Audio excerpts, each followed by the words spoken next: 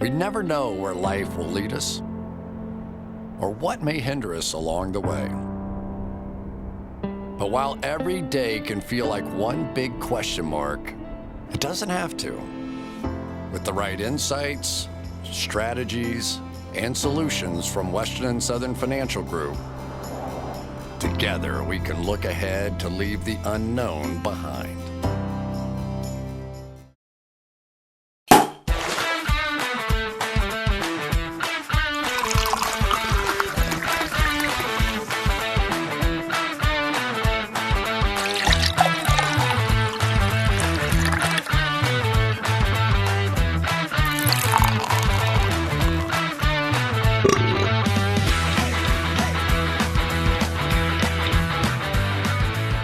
Mike Renner back in studio here for the 2-for-1 Drafts podcast. And I know I opened the podcast last time with an epic dating story, and the reviews are in. People are flocking to me saying, man, that is just, you're on an absurd run. Someone said you're on an absurd run or an impressive run. And I said, that's a word for it. I would call it more depressing, but it is an impressive run. But I want to open with this. I don't know what story to tell this week, but I have two to pitch. And you can reach out to me and DM me, tweet at me, whatever it may be, which one you want me to tell on Monday's episode. 1, my dad flipping a Ford Focus and running from the cops. 2, my mom landing in Manteca's Most Wanted for Grand Theft Auto. I have those 2 stories. Those 2 are good ones. Very, very good stories.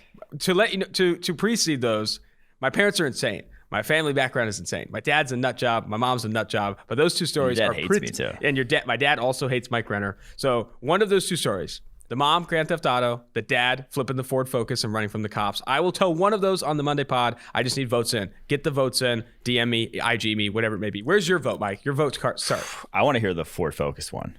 It's good. That one sounds great. But I was thinking of like stories myself. I don't think I could tell any of the ones. The good you ones have some good ones, but they're just too. You probably can't tell them on the podcast. The one I could tell is about how I got the black eye that I had ended up missing. Dude, please tell that story. Should I tell that story? Tell that story.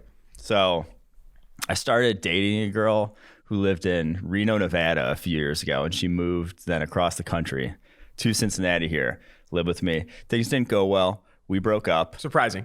Yeah, it happens. And then so she actually ended up moving then back and came to visit, and she punched me in the face when she came back to visit. There's more details to that story. There's a little more details, but that's pretty much all you guys need to know is how that ended up happening. You talk about having people that are crazy. That chick was crazy. Yeah. That chick was a wild one. But the details of that story was good. We might have to like set up. I know other podcasts do like meetups or whatever. We're like, hey, we're going to be at this game or whatever. When COVID's over, it'd be great to be like, hey, we're going to be in South Bend. Hey, we're going to be wherever we're the Hula Bowl. That would be sick. Quinn, come out too. Quinn, make a play. Bring some Coors Edges out there. Get the people going. Non-alcoholic. Everyone at the tailgate's like, let's go. We're going to make people sober if we go. I kind of like it. You're not doing dry February though, right? No, that's too much. If you're not, I might die. I mean, if the Packers make it to the NFC Championship game, I might cut it January short. Thank God. Yeah. Your parents wouldn't even be impressed with you at that point. Cut off the dry January. All right, let's start with Deshaun Watson. Interesting stuff going on.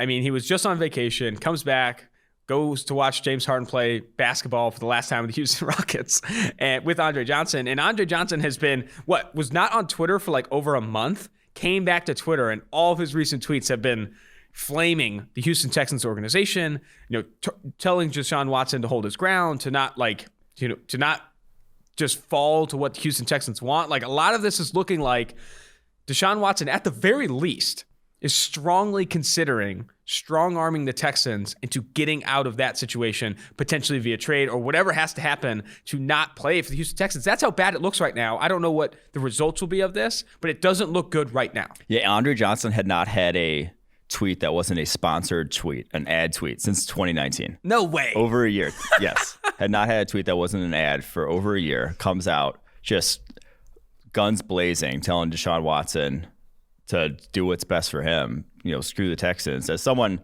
who had his entire career, I don't want to say ruined, like he put up big numbers there, but like they did nothing with Andre Johnson. He knows that like a bad organization is depressing probably to play for year after year, and told him to do what's best for him. And I think the Texans are screwed here. If Deshaun Watson really wants to, like, they're damned if they do, damned if they don't. If they trade him, they're the team that screwed up so bad they traded Deshaun Watson. if they call us bluff and say, like, you got to come play for us, everyone's like, what are you doing here? Why can't you like give it, like, you're strong arming, you're like holding hostage your best player. Like, I think they're really kind of screwed here in the court of public perception with their fans. Yeah, and in a tough spot. I don't know how it ends up. I think the favorite scenario I've heard, or like the most realistic scenario I've heard, is with the Dolphins and talking about trading Tua Tagovailoa and multiple first-round picks, including the number 3 and 18 overall pick. That is what I've seen like could potentially happen. Makes the most sense in terms of who has the capital to do it. Pick back. But I cannot believe, getting their pick back for Laramie Tunsil. But I can't imagine that anything but making Deshaun Watson happy is at the top of the list for Jack Easterby and the Nick Caserio and the Houston Texans organization. They can't let him go. Eric Eager has said this before. He said, if you have a player that's very, very good, that doesn't want to play for your franchise, a lot of the times you'll say, well, you got to trade him. Find what you can get for him. No.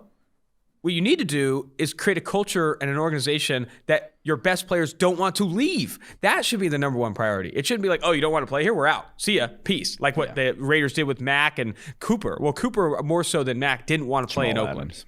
And then you're like, we have to find a way to trade him. It's like, no, the problem's you. I relate it back to my dad in a situation. My dad has had 3 or 4 divorces, and every time it's their fault. No, at a certain point, you're the guy who should probably be fixing some things so the people that you're dating don't want to leave you. And in this situation, Deshaun Watson is a potential divorce for the Houston Texans, where they need to be more reflective and not say like, oh, if he doesn't want to play here, he's out. Yes. You can't. You literally cannot trade Deshaun Watson. You can't. You just can't. You cannot if you're the Houston Texans. You are the whole, like you said, no player is bigger than the team. Deshaun Watson's bigger than the team right now. That is your team. That is a decade plus of what should be prosperity if you can do any halfway competent job as a GM. So don't get to take shots at Bill O'Brien like that. Basically, figure it out is what I'm saying here. Fair. Figure it out, I think, is the best methodology moving forward. Let's jump to this Tua Tagovailoa situation. I kind of want to read some of the quotes here, but before I dive into the quotes, if you want to preface it while I look for them, go ahead. So basically, I don't want to say a hit piece, but there are anonymous players within the Dolphins organization saying that Tua was basically shit. Like, didn't look good at any point in practice. Everyone was floored when he was named the starter. No one was happy the fact that he was named the starter, and that they don't think he's going to be a good NFL quarterback. Yeah. Is the whole gist of it. But some of it like came off almost too over the top to where it has to be like Preston Williams or Devontae Parker or someone who was a wide receiver who had better stats with Ryan Fitzpatrick. It came off almost like a jilted lover because some of them were just like so dead wrong that, I don't know, it's hard to like just read them. Yep. So this is from Armando Saguero of the Miami Herald. Support local journalism. Support the Miami Herald. Go check out the article. Subscribe if they do have this subscription model. But I'll read some of the quotes off here. They said they were unimpressed by Tua Tagovailoa during training camp to the point that they thought he wouldn't be ready to play in 2020. They said they were caught totally off guard, as one put it, when Tua Tagovailoa was named the starter in the 7th game of the season. And another said that the season finale, when players were informed that by Flores that Ryan Fitzpatrick couldn't play against the Bills, they were disappointed because they believed Fitzpatrick gave them a better chance than Tua. Another thing they said is that the players also say they don't see a special trait in Tua Tagovailoa's skill set beyond his accuracy, which is obviously the most important. But one defensive player said he isn't impressed with his ball velocity or arm strength or ability to make off-schedule plays with his legs. So he ultimately questions if Tua can be the starter of the future. Can he compete with Josh Allen, Patrick Mahomes, Deshaun Watson, etc.? So, like, what did we say when this first happened? When this first happened on the 7th game when he was started, what is that doing for Brian Flores putting Tua Tagovailoa in? I think it's going to create a split in the locker room because you're going to have players that want Ryan Fitzpatrick to play, and you're going to have players that want Tua Tagovailoa to play. And it sounds like a lot of the defensive players, at least, are signing on the fact that, hey, because the defense was rocking. The defense was a top 5 defense this season. The defense was blowing it up. They were a playoff caliber defense, but offensively they weren't scoring points. So obviously there are some concerns there. So now you have this split in the locker room with some saying Ryan Fitzpatrick gives us a better chance to win, all the way to the point where like I don't think Tua should be the starter next year. This is the concern, and I don't think. Here's a hot take. Maybe this is a hot take. I don't think it's Brian Flores' fault.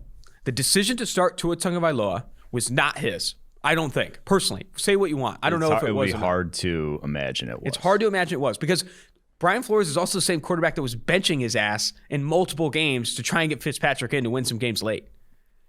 To start him after the bye, that was a front office, higher management decision. And he had his hands tied, having to tell players, defensive players that are showing frustration privately, that like, hey, this is what we have to do. We have to build around Tua Tagovailoa. That's a frustrating situation for Brian Flores. A guy that I think if he didn't get absolutely blown out by the backup Bills in Week 17 would be the candidate for Coach of the Year this year. Now Kevin Stefanski's kind of running away with it. But concerning stuff in Miami, I still think there's reason to believe you can build a winning offense around Tua Tagovailoa. It's going to be more difficult than maybe some of these guys that can make all the throws, but he's accurate. You need to add more weapons, and you need to build up that offensive line. But I do understand why there are some concerns and why there is a split in this locker room. Yeah, he doesn't. I do love that quote where it's like beyond his accuracy. Yeah. It's like you realize that's been,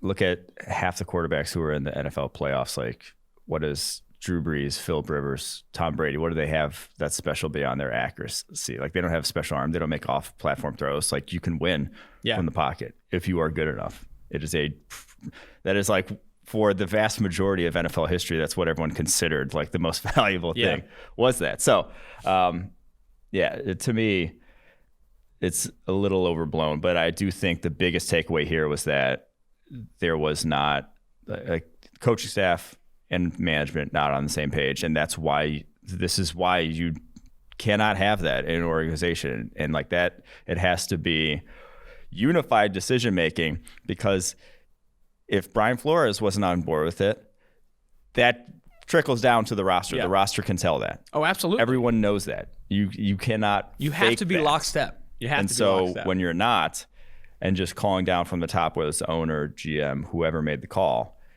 this is why it's bad. This is why you don't do it. And more credit to Brian Flores, honestly, for how he handled that situation. And I know the Week 17 disaster was rough, but like, he handled that situation better than a lot of other coaches would. Defense, they didn't do their part Week 17 either. No, that's true. Very true. All right, let's jump to the mailbag questions here. We're going to preface this with we weren't able to get all of them. We weren't able to get all of them on YouTube and on Twitter, DMs, IG, and all that stuff. So I'm going to go ahead. Before we do that, I'm going to read the names of the questions that we pushed to next week's. We're going to answer these first. One is from Slightly on the podcast recording, or the podcast reviews. These are from YouTube, for Max Odlong, Bruno Perkovic, Shaplito Plays, and Easy Breezy. Those will be the first questions we answer on next week. Let's go ahead and start with this one here, starting with Alex and Lily. If one of the top 4 quarterbacks are there, do they go that route, or should they pick up a D-end or linebacker? He's talking about the Raiders. Do they pick up a defensive end or linebacker? I know those are bigger needs than QB, but I'm just not sold on Derek Carr. We're not sold on Derek Carr. I'm not sold on Derek Carr. You shouldn't be. You may feel differently, but my thought on this is this has to be, you have to do this before the draft if you're not sold on Derek Carr. Mm-hmm. Because if you're not sold on Derek Carr, someone wants Derek Carr. Someone would give you a first rounder, maybe like more than just one first rounder for Derek Carr at this point. I'm sure the Chicago Bears would love to have Derek Carr. I think that's still a very good fit. So that if you're not sold on Derek Carr as an organization, you're the Las Vegas Raiders, that has to happen pre-draft. You have to make that call. Before that, all of a sudden this guy slips, whoever it may be, Trey Lance slips down to you at pick 17. That's one of those situations where I think it's too late at that point to make that call. So I would go D-end or linebacker. I don't think one of those top 4 guys is going to be there, but I would rather trade to someone who would want that guy, whether it's, Steelers, someone later on the first round, than draft him at that point. Yeah, I think if the Las Vegas Raiders, John Gruden specifically, is not sold on winning with Derek Carr in the near future, the next 2 years, then you need to make a move earlier in the process. Trade him for other draft picks to go up in the draft and maybe grab a guy like Fields, Wilson, or Lance. I will say this about Derek Carr. You said, I'm not sold on Derek Carr. I wouldn't say I'm sold on Derek Carr either, but I think I know what he is. Derek Carr is a consistent, accurate quarterback coming off the best single season of his career, even better than his 2016 campaign. Can you win with him? Yes, with an ideal supporting cast, both offensively and defensively. He's a guy that when all things are perfect, he can live up to those expectations, and with really good receiving core, a top-notch offensive line, and a defense that's in the top half of the league, top 10 in the league. That's a playoff team. That's a deep playoff team. But By the time the Raiders have all those things, Derek Carr is going to be like 40. Like the Las Vegas Raiders on defense are like 10, 11 pieces away from it being good. Offensively, they did swing the bat on Henry Ruggs. He has not panned out to start. Nelson Aguilar is a free agent. Hunter Renfrow is a great slot piece, but not a guy that you're banging the table for making this offense great. Like, you still don't have the pieces necessary to win with a quarterback like Derek Carr that can't make the off-platform throws and do these crazy things like Josh Allen, Patrick Mahomes, Lamar Jackson, Aaron Rodgers, these things that like elevate your supporting cast. Derek Carr plays to the level of his supporting cast, which in a lot of systems you can go to a deep postseason run with if you have a good supporting cast. That's why I think the Bears makes the most sense. Like, the Bears don't have an elite supporting cast. But you re-sign Allen Robinson. You have Darnell Mooney there. Anthony Miller, maybe you re-sign him. Defensively, Khalil Mack, Jalen Johnson. Like, you have a lot of talent there. And Matt Nagy, I think, with a competent quarterback with accuracy at the same pace as Carr, could probably go on a deep postseason run with.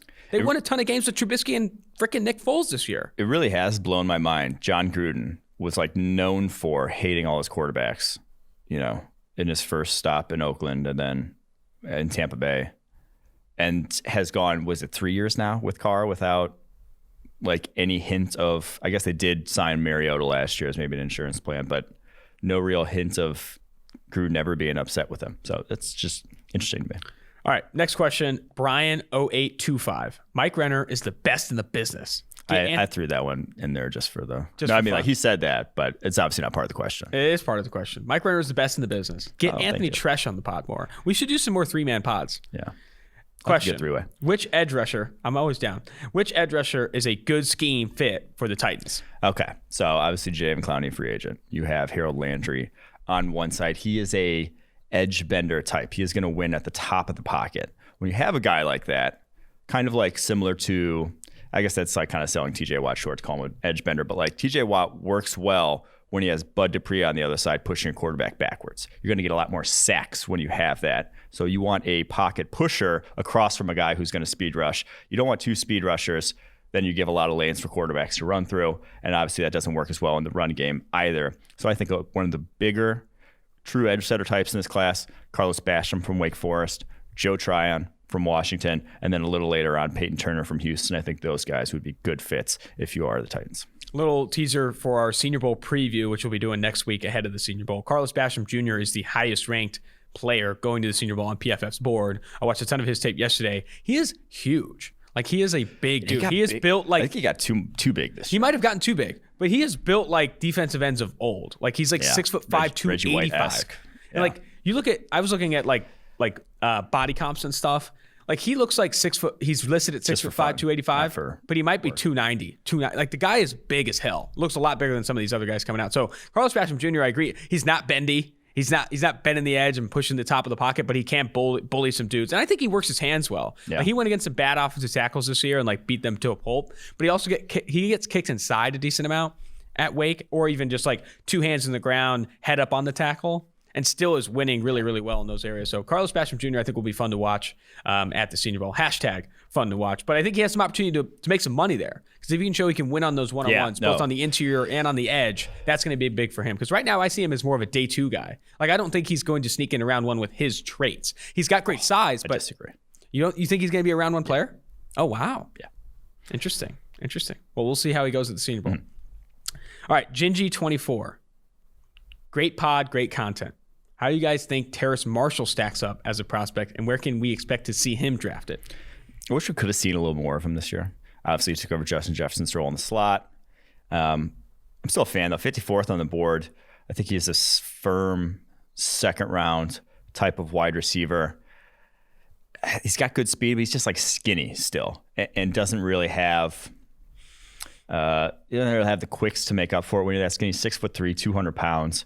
But he was like pretty good after the catch. I'm kind of just hesitant. I feel like he's a guy who, if he really, I don't want to say came back to school. He's not coming back to school, but like if he really came back and put it on in a role where like he adds some weight, plays like a role where he's facing more man coverage, like he could have gone in the first round easily. But I think he's a day two guy who has a very good chance to outperform. One of those guys has a very good chance to outperform kind of where he ends up going. His recruiting background is also insane. He's like one of the like most coveted guys coming out, like one of the big name receivers, 5-star recruit and all that stuff. So compare him to Justin Jefferson. I mean, replacing Justin Jefferson's role. A lot of people want to say it's another really productive slot guy for LSU. What are the key differences between Jefferson? Was way more flexible and played stronger, I'd say. Like you could see Justin Jefferson was more explosive out of his cuts and out of his routes, and it was also had a ton of contested catches. Like you knew Justin Jefferson was going to make contested catches in the NFL. Like that, you were not worried about. Marshall, not as much.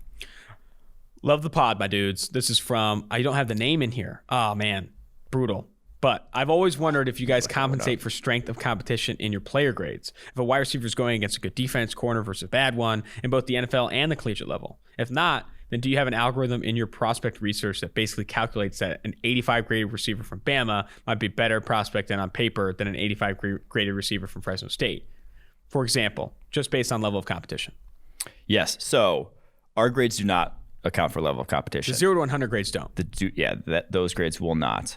The draft projections that you will see from Eric Eager and the analytics team in terms of who they comp to in the NFL level, their sort of high-low things that I don't know if you've seen any of those graphs that they tweet out. Those will account for that. So They work in opponent-adjusted Massey ratings and play-by-play grading to look at roll college to pro projections. One of the biggest things that Dr. Eric Eager is working on here at PFF is college to pro projections, factoring in athleticism score, like PFF athleticism score, which factors in a bunch of the testing and height, weight, and all that stuff, in addition to the production at the collegiate level, with weighting obviously towards those traits because of how valuable that is in the NFL and how obvious that translates at the next level. That was Sugar Shane 93. Sugar Shane 93. My bad. All right. P Blaines 21. Or P Baines. P Baines 21. Great content. I was told this was the best place to get my questions answered. And it is. It is. What is the best option for the Washington football team to address the quarterback position this offseason? Trading up in the draft or a trade / in the offseason / or free agency? My opinion for the Washington football team, I am trading a lot of whatever it needs to take to go get one of these top quarterbacks, because if I hit on a guy like that, if I go up and I hit on a Justin Fields, like if I get that high in the draft and I hit on Justin Fields, I hit on Trey Lance, I don't know, say one of the top 4 guys that they get. You also have a lot of talent on their rookie contracts in terms of Chase Young, Montez Sweat, a lot of guys, Terry McLaurin, that are going to be paid a lot of money soon, to where if you have a quarterback in a lot of valuable positions, all not getting paid a lot, you can sign a lot of free agents to that roster and make it look real good real quickly. And that's a Super Bowl window that a lot of teams, like that would be an easy money Super Bowl window at that point. If you trade for Derek Carr, Matt Stafford, like you have a Super Bowl window still, because like I said, you have a bunch of young talent on that roster, but it's not as nearly as much of a slam dunk in my eyes. So, dude, take an NBA approach as the Washington football team. Trade your 2022 first rounder and your 2024 first rounder. So that way you still have your 2023. But you know how the NBA does that? They trade every other year so they can find ways to build up different things. But shoot the moon. Bold moves are the only way you're going to actually, the Washington football team is not a couple pieces away every single draft from really hitting. Eventually you have to get the quarterback. Unless this year you want to start Taylor Heineke and see if you can tank all the way down. But at that point, you're in a really bad place the following season. And it's another year added to Terry McLaurin. It's another year added to Chase Young. This window is now. Mm-hmm. Go make the best of it. Go trade up and try and get Zach Wilson or Trey Lance. Trade multiple first-round picks to do it, because what else are you going to do? This isn't an inch-by-inch, row-by-row situation. When it becomes inch-by-inch and piece by piece is when you have the quarterback. You're not mortgaging the future necessarily when you have the quarterback. You can add pieces, be less shoot the moon in your decision-making, similar to what the Patriots have done with Tom Brady for a long time, the Packers. You're not ever going all in on another player, because you don't have to outside of the quarterback position. You should be willing to give up 3+ first-round picks for your future quarterback. You should be willing to. You shouldn't be we're lucky enough to get him at 15 like they did with Dwayne Haskins and those things. You should be willing to mortgage the future to make sure you get your guy. And I think the Washington football team would be smart to do it. Yes, and like I said, there are obviously try to keep Taylor Heineke. He looked good in his game and a half. Maybe sign a veteran, maybe keep around Kyle Allen. I don't know. But I would not be like Cam Newton's not winning a Super Bowl right now. Jameis Winston's not winning a Super Bowl right now. If you're just going that route, you got to make a play with that roster. I agree. This is from 84672. Great content. Love the pod and everything. PFF #science. I don't know what that means. Question for this podcast. Which prospects in this year's draft have a dream fit on a team or a specific scheme? I've talked a lot about Kyle Pitts to Baltimore, that offense, and just the fact that, yes, they run a lot, but they don't use their tight ends as like inline blockers, and so that's perfect for them. Like they get them out in the move, and that's special. That's like what Pitts does.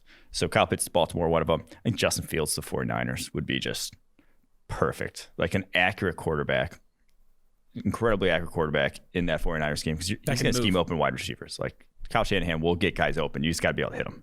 Jimmy G was not hitting them at a high level. Justin Fields will hit guys who are open and can add that running element that he hasn't had since RG3. Like he schemed up RG3, a top, 5 offense in the NFL that year with him. Pretty absurd what he did. I think you add that to his offense, take it to the next level, and then also throw in defense side of the ball. Tyler Shelvin going into New England. They still use that true nose. That would be too much. Too perfect. I also like one that we're going to consistently see mocked is Gregory Rousseau to Minnesota. I feel like that long athletic project going to it, not necessarily from a scheme perspective, but like that's the fit. That's what they do defensively. They don't blitz a lot, Mike Zimmer, and so they're keeping their edges, letting them go off. From ODYMC19, Texans draft strategy. What would your Texans draft strategy for the 2021 draft be due to reduced draft capital / limited cap space? Best players available, high ceiling, low floor prospects. What's your approach? Yes, they don't have a pick till the 3rd round. So you're not going to do much. I said it kind of on the last pod, throw money at some safeties, throw money at some secondary guys, and I would focus on smaller school guys. I think we would talk about a little bit. Someone had a question about opting out. Like I think those guys will get underrated. I think guys that were from FCS programs, guys who were not, didn't really have a season, or from group of 5 programs who other teams will see and say, we didn't see them against good competition, going to be hesitant on. They're going to fall down draft boards because of that. Teams are going to go with what they know, what they've seen the most of. And so I think if you're the Texans, that will just mean that some of those guys who were at smaller schools will fly under the radar. Possibly like Tay Gowan, who didn't even play this year. UCF will probably be there for you in the 3rd round. Take some shots. Got to find your small edges, man. On day 2, day 3, got to find some small edges. I think tacking certain positions like big interior run defenders, safeties like we've talked about. I think linebackers is another good opportunity. And attacking those guys like small school guys that, or guys that have opted out. I like that. Yeah. I like that. All right. This is also from Shook Shane. Love the pod, guys. I don't have a question, just a favor. Can you please tell my friend, codename JD, that's a great friend name, I might start calling you codename MR, that he's a fool for thinking Sewell should be the pick for the Jets at 2. Ridiculous. Hey, codename JD, you're a fool for thinking Penei Sewell to the Jets at 2. Makes sense. And the number one argument I've seen for this is they could have the top tackle tandem for the next 15 years. Oh, I messed up the other guy was BBNBBXT. That's why the name was. You suck. There. Either way, Sugar Shane, what's up with you? This is ridiculous. I do agree it's ridiculous. The New York Jets are not a Penei Sewell away from winning 8 games. Yeah. They're not. You need to address the quarterback position. You need to address that. And like, if you think Sam Darnold can be the guy, and you've said this before too, keep him and have him compete with this guy you bring in. Yeah. Someone was talking to me recently, and they're saying, like, you can't always just go the Kyler Murray, Josh Rosen approach. It's like you immediately draft a new quarterback, whatever. This is not an immediate situation. Sam Darnold's been there for 3 years. And in addition to that, you could always go the Browns Baker Mayfield approach. The GM brought in Baker Mayfield, the number 1 overall pick. He told Hugh Jackson, start the best player. Hugh Jackson starts Tyrod. Tyrod sucks. Not the best player. Not the best player. And guess who's out of there? Hugh Jackson. You do the same thing for your coach. You bring in a new coach into New York. Say it's Robert Salah. I think that's the favorite right now. You say, hey, I'm drafting a quarterback at 2. You fucking play the best one. And if it's Sam Darnold, you better win some damn games. And if it's not, your leash is short. Like, this is the problem. Like, that's how it works in baseball. That's how it works in other sports. The GM gives you what he thinks are the best players. The coach needs to put the best team on the football field and coach them to win. That, I think, is what the Jets need to do. And the best player at 2 is not Sewell. It's going to be one of those quarterbacks. Yeah, and you don't worry about, like we just led the show off with the Tua situation. the reason that was a shit show or is a shit show in the locker room is because they were not starting the best player. Yeah. They were starting the guy that everyone on the team did not think was the best player at the time. They gave him the best chance to win. I don't think you have an issue with that if you are legitimately have a guy who was the 3rd overall pick and a guy who was the 2nd overall pick. They're a quarterback competing in Sam Darnold and whoever Zach Wilson say at quarterback, and one of them looks better than the other. You start the one that looks better, and the locker room doesn't really give a shit at that point. All right. Love the podcast, fellas. Easy is the best one. Hype for the 3 episodes a week. This is from Mike Mids. I know Darion Kendrick hasn't played cornerback for all that long, but why does the draft community overrate him so much? We've seen him in this year's college football playoff game struggle against Ohio State, and the same could be said for last year against LSU.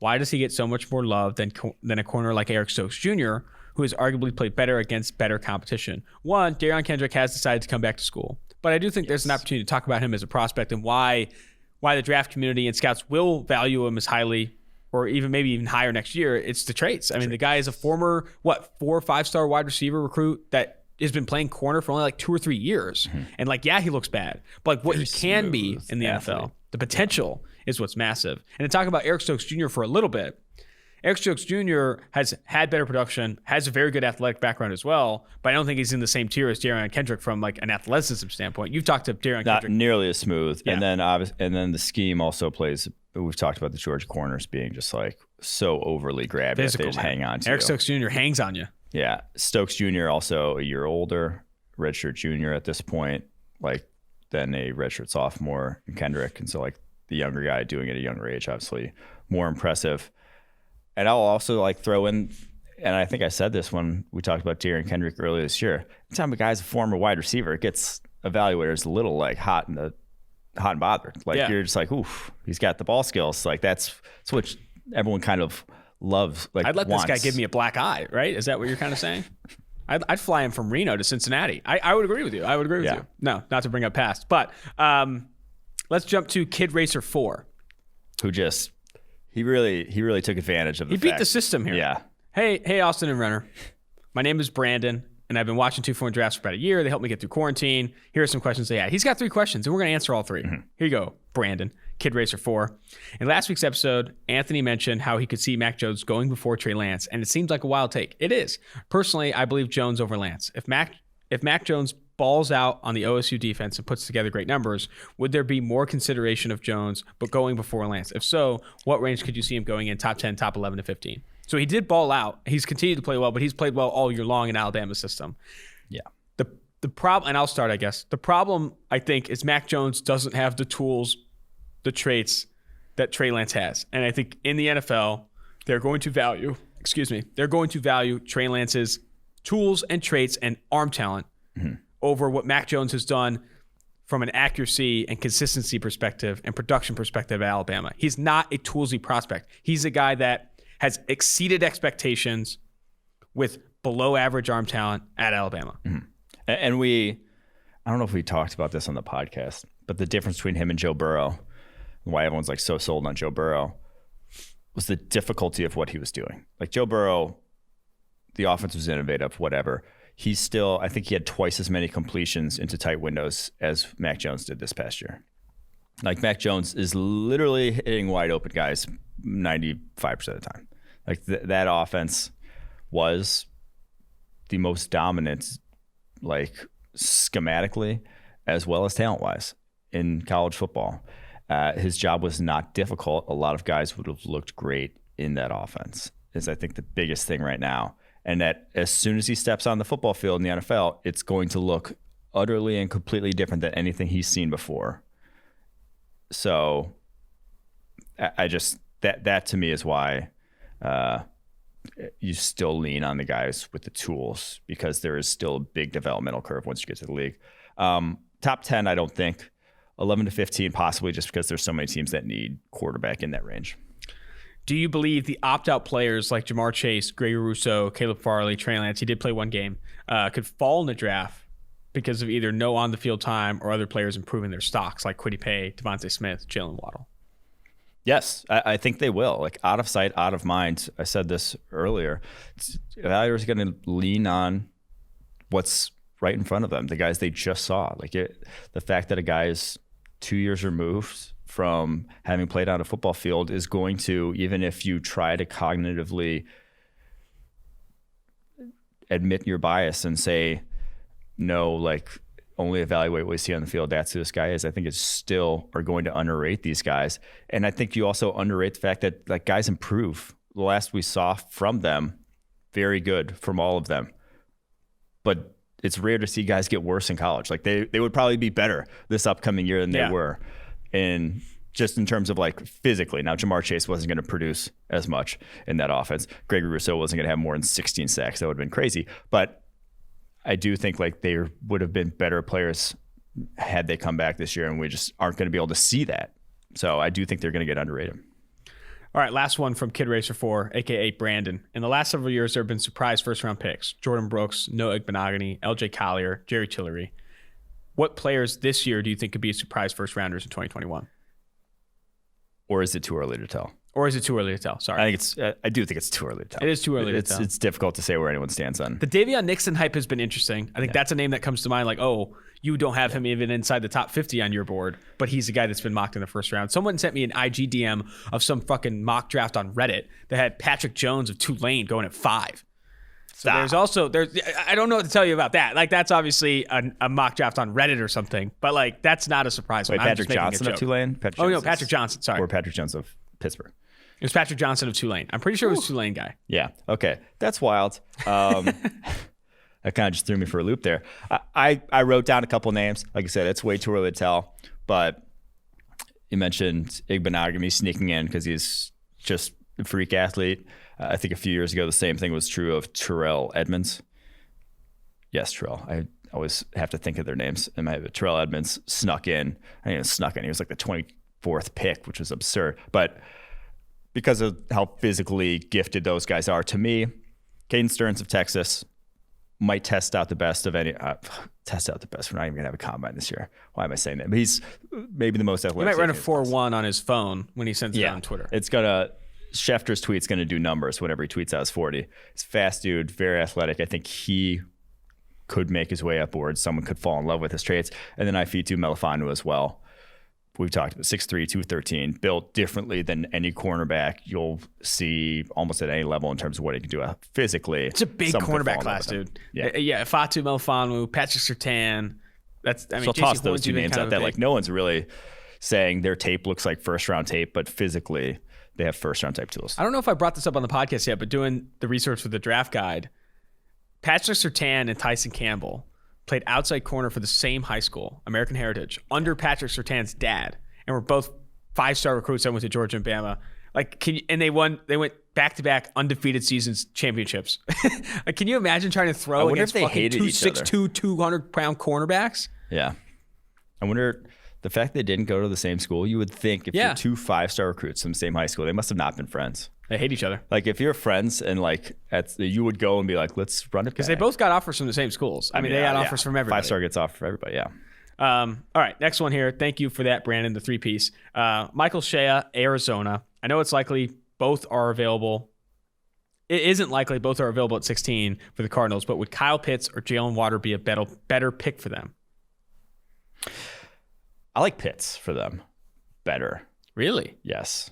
They got Andy Isabella. Maybe that's just me like saying Andy Isabella, but like if you want a field stretcher in that offense, he'll stretch the field. He can run the crossers. He can run those sort of routes. Now, he's not even close to Jalen Waddle in terms of a lot of the other things, but Kyle Pitts, though, like Dan Arnold compared to Kyle Pitts is a night and day difference physically what they can do. So, yes, I'll go Kyle Pitts. I'm going Jalen Waddle. I'd rather see Jalen Waddle in that offense. I think he's splitting hairs, though. Pitts. It'd be fucking awesome to see both of them. Yeah. All right. Kyle Ditter. Super great, well thought out draft content. I love the thought process behind who should be taken and how to maximize positional value. Question. Kenneth Gainwell, the Memphis running back, is one of my favorite players to watch in the draft. # fun to watch. He is # fun to watch. How do you think he profiles at the next level as running back, and what possible landing spot if he declares? Ooh, I like your pick here. So he did declare, I think. Like, he opted out, I think, to prepare for the 2020 draft. I think he's, I don't want to say a gadget back, but he's going to be a timeshare sort of back. I don't think he gets he's 195 pounds, or at least he was last year, 5'9" or something. And Well, Carter's like 100 in that same range, the North Carolina running back, but like he actually kind of runs with power, like will lower his shoulder into guys. Gainwell was all make you miss, all kind of out in space stuff. But what he did was he was the single best receiving running back in college football back in 2019. Like that guy gets open. He could play the slot if you want to in their offense. And so that's why I think a team that's going to use him in that manner, going to use his versatility and going to use him as a vertical threat at the running back position. So I threw out Green Bay here. Aaron Jones, free agent. Jamal Williams is also a free agent, I think. Who? Jamal Williams, yeah, also a free agent. Obviously, A.J. Dillon, the future. Sort of the future there, but he is not going to do any of the things Aaron Jones did as a receiver. He will catch screens. He will catch swings. That's it. Kenneth Gainwell can do a lot of that other stuff. They do a lot of jet sweeps. Like they use Tyler Ervin in that offense just to do jet San sweeps. Jose State, basically. Mountain West, rise up. Yeah, and so Gainwell could fill that role. So I'll throw them out there. I think Green Bay is a good idea. Rank Kenneth Gainwell among the recent Memphis backs. Darrell Henderson, Tony Pollard, Kenneth Gainwell. They're so good. It's RBU right now. Gibson's RB1. Oh, Gibson. I didn't even mention fucking Gibson. I mentioned Darrell Henderson, Pollard, and not even Gibson. Yeah, Gibson too. Gibson's RB1. Pollard's RB2. Has to be. Over Henderson? At this point in time, yeah, Pollard probably RB2. And then Gainwell, I'd probably say is ahead of... Better than Henderson? Because Henderson could not... He's not much of a receiver. Yeah. All right, last question from the podcast reviews, and then we're going to jump to the few Instagram and Twitter questions we did receive. But before we do that, Mike, we have breaking news. Can we break this news? Oh, yes, please. Urban Meyer is near completely done going to the Jacksonville Jaguars, according to Ian Rappaport, as the new head coach of the Jacksonville Jaguars. Your initial thoughts on this move? I'm hyped. That's awesome. Tony Khan, my boy, went to my high school. I'm happy for him. That's a hell of a hire. Like, I think I said this before when we started. He was rumored to, but like part of his success was that he hired great assistant coaches, and I think maybe the big part of the hangup was him putting together his staff. I'm very excited to see who they get because you've seen the success that Herman had at Houston, then obviously not at Texas, but Ryan Day's had, Luke Fickell's had. Those guys were all on his staff. Like he puts. I mean, Marcus Freeman, I think, was at Ohio State too. He's a good leader and developer. Yes, he was a great recruiter, but those things as well. So, that's a slam dunk of a hire as you get. And we've talked about this before too with coaching candidates. Head coaches, it's not about how cool is your offense, any of that, or how good is your play calling, all that stuff. It's about can you come in and coach up men and put together a staff to like win with and like create a winning culture and all that stuff. And I think Urban Meyer can definitely do that. He's done that before. Yeah. Marcus Freeman, who is the rock star defense coordinator for the University of Cincinnati, now is Notre Dame, was a grad assistant at Ohio State and went to Ohio State. Yeah, as well. But I do think that coaching tree is pretty hot there. All right. Yeah, I mean, one of the best college coaching trees you'll see from Urban. They're going to be hyped up, dude. I'm interested to see where Vegas puts their win total at next year. Because like you're going to get Urban Meyer, Trevor Lawrence. Say they do sign like an Allen Robinson. Yeah. Say they bring in like some hot assistants, like a cool hot OC. I don't know who it's going to be, but there's going to be some hot names there. You said hot a lot. I said hot too many times. Yeah. I am very curious, like I said, to see his staff, and I think it'll work. Like I want to get a Trevor Lawrence jersey, and you could put to bed the Justin Fields converse. Like don't even bring that shit up about maybe they're going to draft Fields number one because of his Ohio State connection. You would not be taking the Jags job if it was just to draft Justin Fields. Absolutely not. And Urban Meyer didn't even coach Justin Fields. Yeah. His last year at Ohio State as the head coach was 2018. Yeah. And Justin Fields was playing at Georgia then. Like, I get that there's Ohio State ties there, and he probably has a very good read on how good Justin Fields is. Mm-hmm. But Trevor Lawrence is a better quarterback prospect. That's obvious. And I don't think it's going... Someone has said he's going to pull a Cliff Kingsbury like he did with Kyler Murray and draft Justin Fields. Cliff Kingsbury didn't pull anything. He drafted the best quarterback in the draft. The best quarterback in this year's draft is Trevor Lawrence. There's no pulling anything. I think Urban Meyer and the Jags take Trevor Lawrence, and that offense gets a lot better in 2021. That team gets a lot better in 2021. All right, last one from the reviews here. Funny and informative, great pod, tons of rookies and draft prospects. Find myself laughing out loud all the time. The Missouri University of Science and Technology is known for being one of the nation's top engineering schools, binge drinking during the entire week, hopefully Coors Edge of St. Patrick's Day. And now, Tershawn Wharton. What was Tershawn's final season grade, and do you think he has a chance to stick on the Chiefs roster going forward? Earned a 66.2, 22 pressures. It's pretty good for a rookie defensive tackle. Like being at average as a rookie at defensive tackle position, not easy. You're immediately going from, and especially Tershawn Wharton, going from playing against guys who are 19, 20-year-olds, 300 pounds, not physically developed whatsoever, to grown men who are as strong as any human beings like in the country. So big difference. We didn't even see, the grownest man of them all, Derek Brown, grade out that well as a rookie defensive tackle. So incredibly encouraging stuff. Stick on the Chiefs roster. I mean, yes, wholesale, 100%. This guy is your best sub package. Like after Chris Jones, this is your best interior pass rusher, quite easily in my mind. He is, if nothing else, he can be your Henry Melton sub package interior guy for the rest of his, rookie contract. Like they found a steal in this dude. I'm a big fan of his. He's still like small. If he just puts on like a little more weight, like this guy could be an actual every down guy. I love the Henry Melton reference. It's a deep cut. All right, on to Instagram questions here from Brett. Bears legend. We didn't say who that was from. That was from Jimmy B _55. This is from Brett. What is the best case scenario for the Steelers in the upcoming draft? Trade for Matt Stafford. I think wow. That's your best case scenario. I think Matt Stafford, you could win a Super Bowl with that roster and Matt Stafford. That is a hot take, Mike. I think that's your best case scenario. Damn. And then Big take Ben Caleb Farley? retires.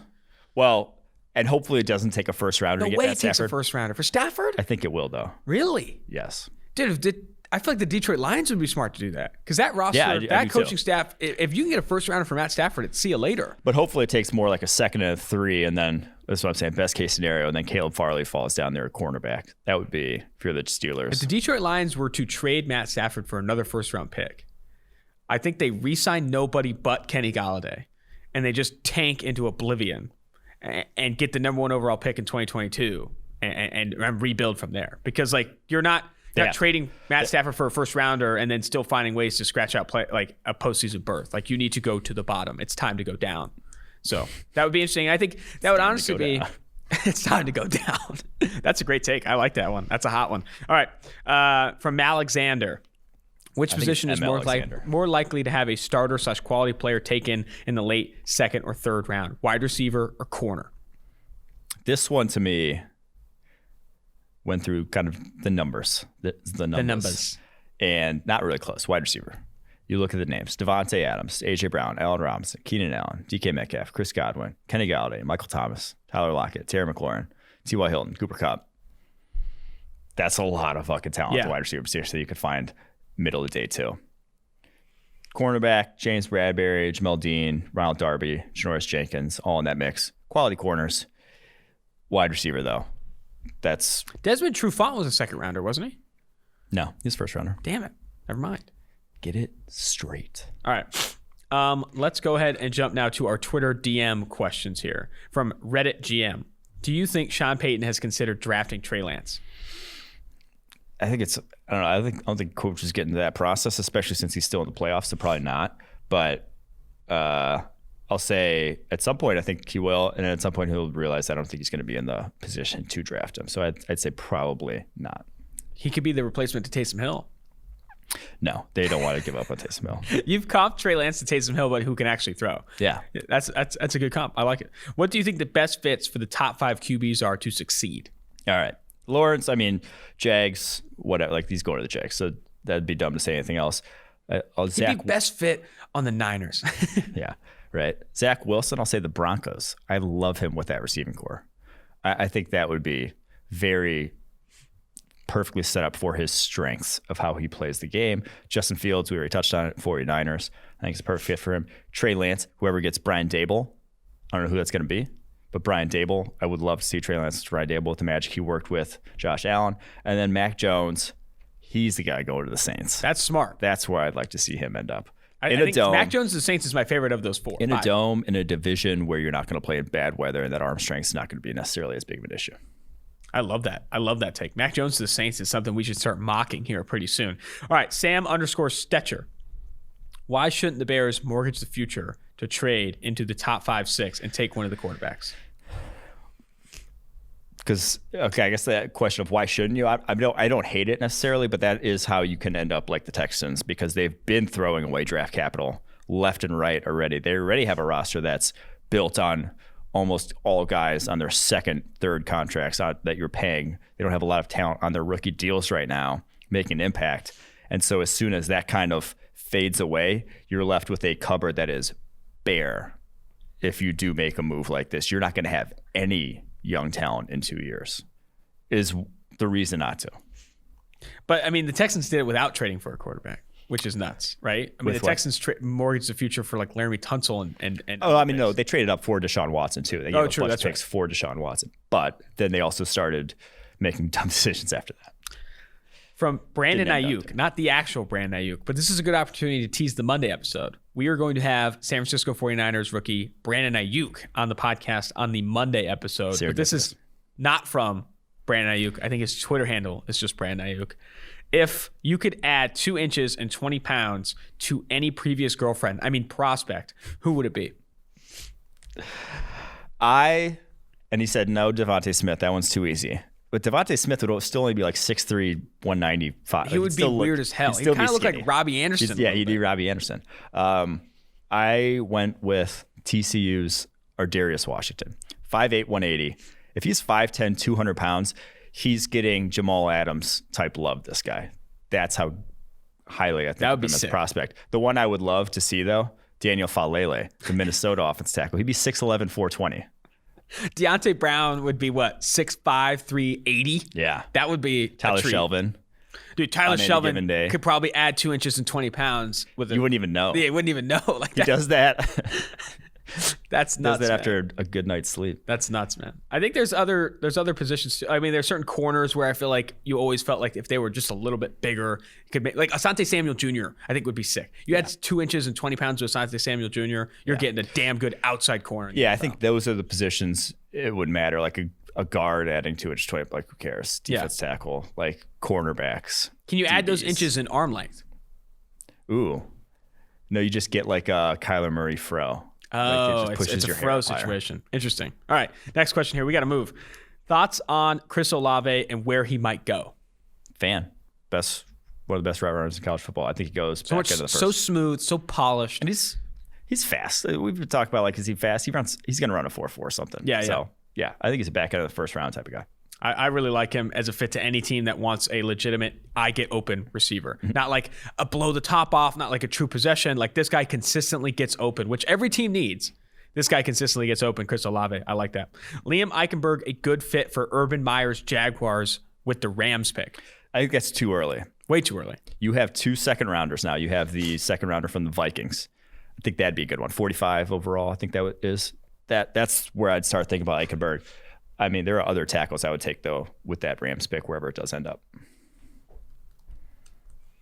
All righty. One more thing here. One last question, and then we're out. Sam Danes, 26, sent me a DM. He said, if I showed this year's tape to someone who had no prior knowledge of this year's quarterbacks, no biases, no priors, wouldn't Zach Wilson be the first pick? My take is, no. Even if you showed the 2020 tape, just the 2020 tape, you would still come away with Trevor Lawrence as the most impressive quarterback prospect of any quarterback that's played this year. Then I think after that, you're still thinking about Justin Fields, Zach Wilson in a similar tier that they're Then I think it is Zach. Yeah, then I think it is Zach Wilson would be above Justin Fields if you're just talking about this year's tape. Yeah. And that's why, he is on our board. But you go back and watch the, Wake Forest game from Trevor Lawrence. That's the best quarterbacking I saw all year. Now, it wasn't like it was against Wake Forest or whatever, but just in terms of like the timing, the routes he's throwing, how quickly he's getting to them, it was just perfect quarterbacking. And then the arm strength and the talent, whatever, the physical tools, they're still like he still has better than everyone else in his class still. So, yeah, I think even if you go just show me this year's tape, I'm still going with Trevor Lawrence. I think a good segment in the near future for the podcast could be to, for certain prospects, highlight their best tape. Because I think a lot of people that do listen to the podcast want to watch prospects. Yeah. And like you can look up these games on YouTube pretty easily. You can't find the all 22, but you can look at these games pretty easily. I think the Wake Forest game for Trevor Lawrence is good. For Carlos Basham Jr., that UNC game he plays is pretty nuts. Like I think there's certain games that stand out for certain prospects that can give you a good read on what they are at their high end for a full game. But that's going to do it for the mailbag episode. That was a ton of fun, man. Urban Meyer news, Deshaun Watson, Tua Tagovailoa, and answered all these questions. We got a ton more that are laying over for next week. And if you want them answered next week, if you haven't already got yours in, rate, review the podcast. If you rate and review the podcast and leave a question in there, it will be the first question we answer. After that, send us a DM on Twitter, reply to a tweet on Twitter, or ask us on YouTube. We'll find a way to fit those in as well. And thank you guys for submitting those questions Absolutely. too. There was people saying it got them through quarantine. People saying that you guys are the best draft coverage out there. Thank you guys. Yeah, it's been Thank nice. you. I do appreciate that. I do appreciate the fans. And I'm looking forward to it. It's only going to get better. It's only getting better. Dude, for it's the next only 4 going to months get better. Once we get the meetups going, dude, it's going to be insane. It's going to be insane. Anyway, until next time, You're just still looking for a girlfriend. You're hoping one of these.